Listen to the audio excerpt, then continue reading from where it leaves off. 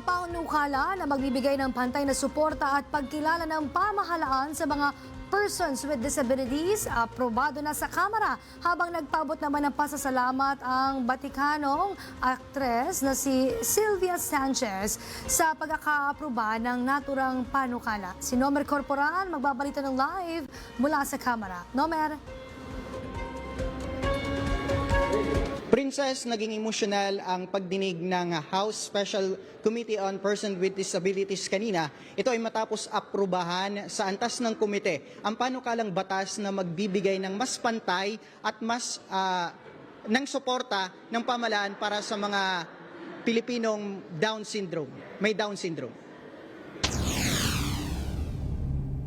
Lusot na sa antas ng komite ng Kamara ang House Bill number 5467, isang panukala na naglalayong magbigay ng pangmatagalang suporta at mga programa mula sa pamahalaan para sa mga Pilipinong may Down syndrome. Isinusulong ang panukala na Quezon City 1st District Representative Arjo Atayde na nagsabing hindi lamang ito sa pinangtulong pinansyal, kundi pagkilala na ang mga may Down syndrome ay malagang bahagi ng komunidad. Suportado rin ang panukala ng iba't ibang government at non-government organizations na nagtatrabaho para sa kapakanan ng mga person with disabilities.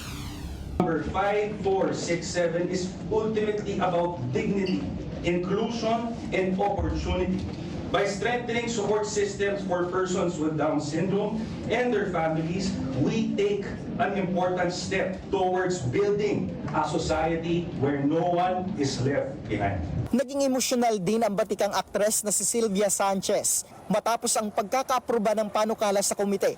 Ayon sa aktres, malapit sa kanyang puso ang adikain para sa mga may Down syndrome. Ito rin anya ang naging inspirasyon sa pagbuo ng pelikulang I'm Perfect na pinagbidaan ng mga individual na may Down syndrome at naglalahad ng kanilang mga kwento sa buhay. Ang nasabing pelikula ay nanalo bilang Best Picture sa 51st Metro Manila Film Festival.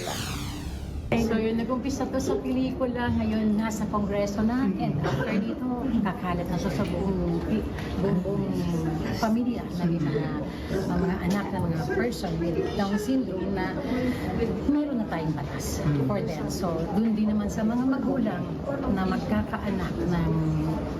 magkakaroon ng anak ng mga person with Down syndrome, okay matakot dahil kailangan lang naman talaga ng early intervention. Malay mo, magiging best actress din yung mga anak niya, best actors sa isang pelikula, kayang-kaya nila. Tiwala lang, open-minded, buong pagmamahal, yun lang po, kailangan. Labis naman ang pasalamat ni Cristel Go na gumanap bilang Jessica at isa sa mga bida ng pelikula sa suporta ng Kamara para sa mga individual na may Down syndrome. Lord, thank you Lord. Napag niyo ang mga bagay na to. Isa din sa magandang regalo po. Lord, thank you Lord.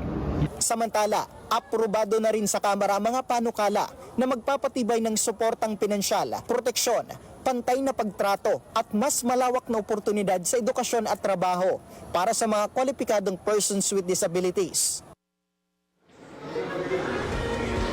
Princess, sakaling maisabatas nga ang naturang panukala, ang Department of Social Welfare and Development o DSWD, katuwang ang mga lokal na pamahalaan, inaasahang manguna sa pagpapatupad nito. At yan muna ang update mula dito sa Kamara. Princess. Maraming salamat, Nomer Corporal.